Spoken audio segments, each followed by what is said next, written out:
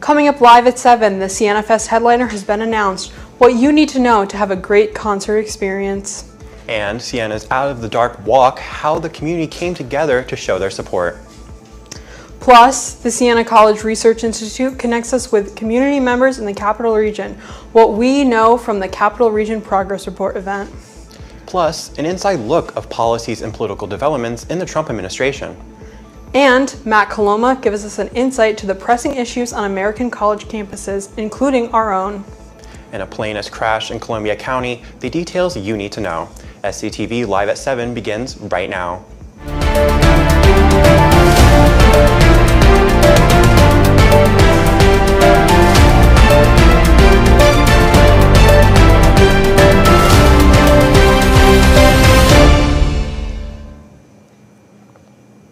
Good evening and thanks for joining us. I'm Ashlyn Hunter. And I'm Dante Sullivan. Civil unrest continues to grow on college campuses across the nation as the Trump administration has been revoking student visas of international students. We are just now learning that this issue is directly affecting Siena College. Matt Coloma has the story.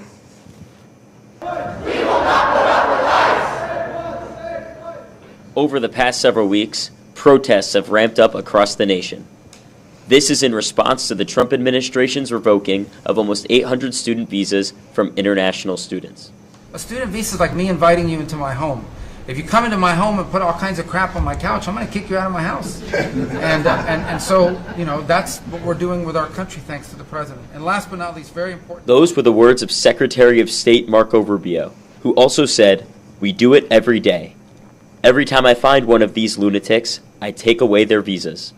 Many of the students are having their visas revoked due to political activism. And now, a Siena student has had their visa revoked. While we don't have explicit details, President Chuck Seifert sent out a memo this past weekend, informing the campus and trying to support the student body, saying, "I know that news like this can be upsetting, especially for members of the international community and the faculty and classmates that support them. I've reached out to several international students. However, they have all declined to leave a comment at this time, presumably out of fear of repercussions." Several lawsuits have been filed in response to the visa issues, arguing the government lacked due process before suddenly taking away visa status from students.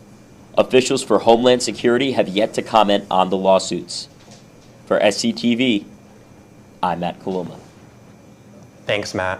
Although the announcement was canceled last Friday, pop star Zara Larsson was announced on Saturday as this year's Siena Fest performer.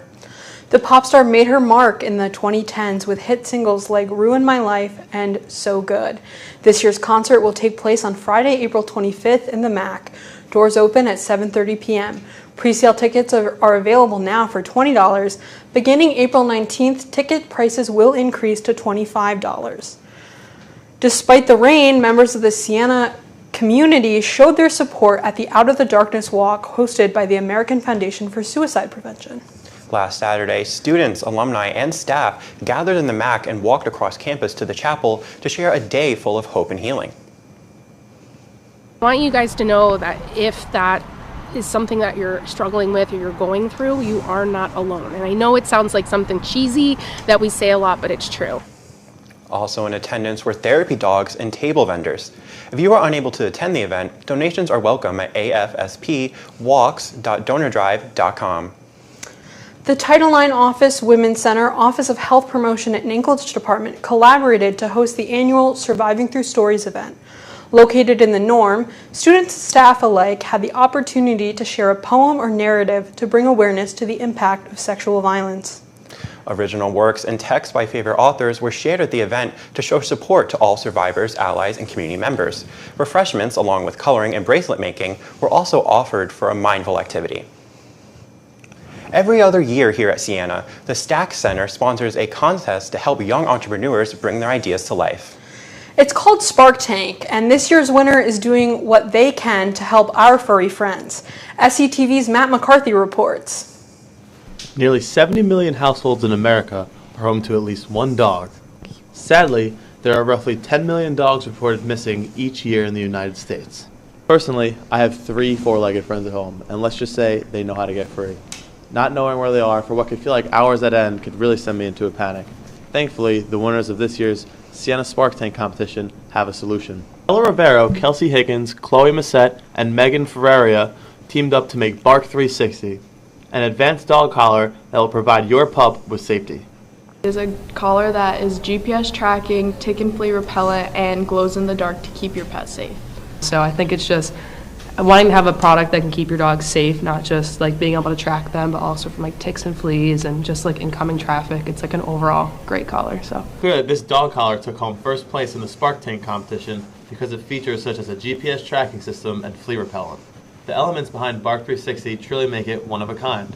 the GPS, we plan to do a brand partnership with the brand Tractive because their GPS in particular, compared to our competitors, has like worldwide coverage. The tick and flea repellent, we plan to use Evafoam, which is like an absorbent material, but it will gradually release the tick and flea repellent into the dog's fur, like over time. What better way to find reviews on a high-tech dog collar than asking fellow dog owners how they feel about the product? I went around Siena's campus doing just that. Bark 360 is going to be a great product, especially for my dog Ellie here. I think it sounds like a great idea.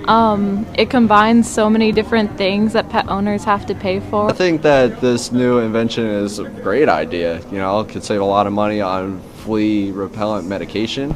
Now for the most important part, asking the local dogs how they feel about Bark 360. Ellie, how do you feel about Bark 360? That's perfect. Thank you. That's not all for Bark 360, as they have big implications for the future. We're hoping once we're more financially set that we'll be able to get more things to make this product actually be sold on the market, maybe go to Shark Tank, see how that goes. As Bark 360 continues to develop, pet owners may have a new way of keeping their best friends safe. For SCTV, I'm Matt McCarthy. Thanks, Matt. Students and faculty joined together at the Trump's First 100 Days panel earlier today to learn key policies and political developments in the current administration. Hosted by the Political Science Society, students attended the panel and asked any questions they had. Free food was available for attendees. If interested in future poli-sci events, a political science town hall will be hosted tomorrow at 6 p.m. in Siena Hall 315.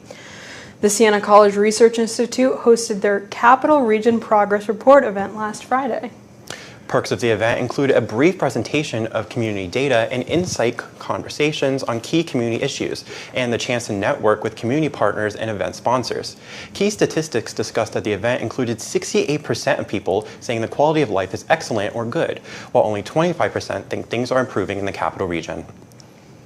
And we are a public opinion research organization, so we poll on politics, economics, social and cultural issues. And today, we are presenting the data from our survey where we did a comparative analysis of the nation compared to the capital region. And we partnered with Pioneer Bank to sponsor this event because we felt the data is good, but it's only good if people use it. So that's how we brought together the stakeholders and had a great conversation today.